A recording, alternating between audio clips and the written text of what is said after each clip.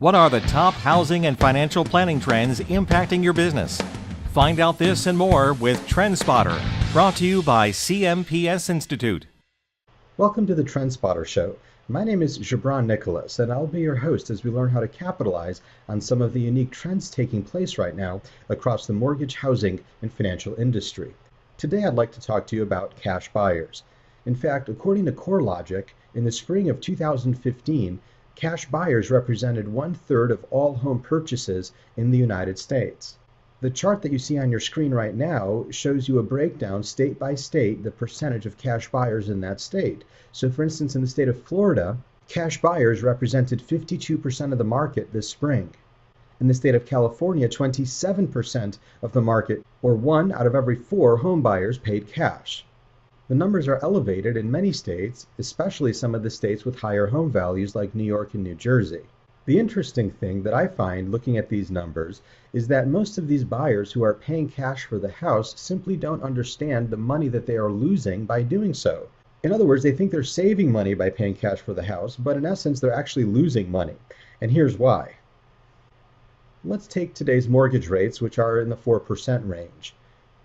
The after-tax cost of the mortgage, if someone's deducting the mortgage interest, is around 3%.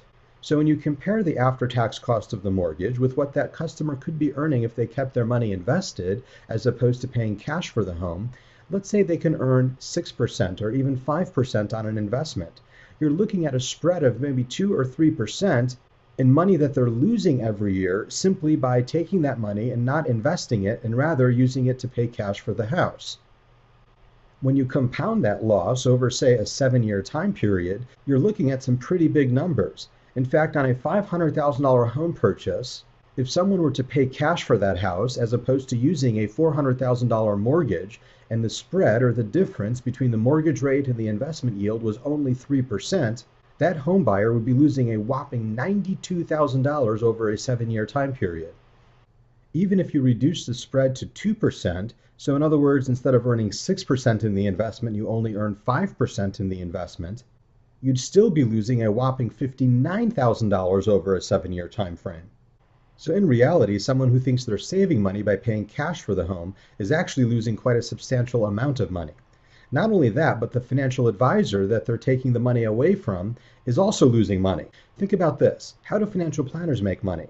They typically charge an asset management fee of 50 to 100 basis points. So in the scenario that we're talking about here with the $400,000 mortgage, if someone were to pay cash for the house instead of using the $400,000 mortgage, not only would they be losing between $60,000 and $90,000 over a 7-year time frame, but the financial advisor would be losing about $4,000 a year in income that they otherwise would have had if that customer would have left that money invested with them.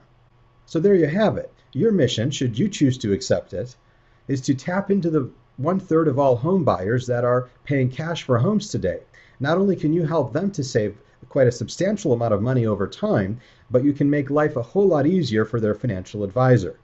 So for more information on working with cash buyers or working with financial advisors, please check out the CMPS Institute website at cmpsinstitute.org, where we have training, coaching, certification, technology, and other resources to help you tap into this market. Take care, and I look forward to chatting with you again next week.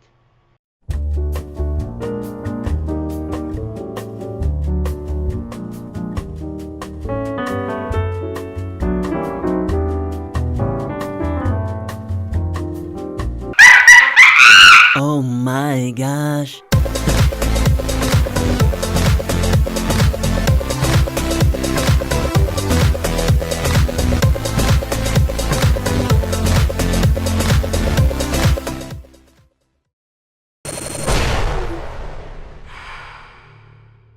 This is Mortgage News Network.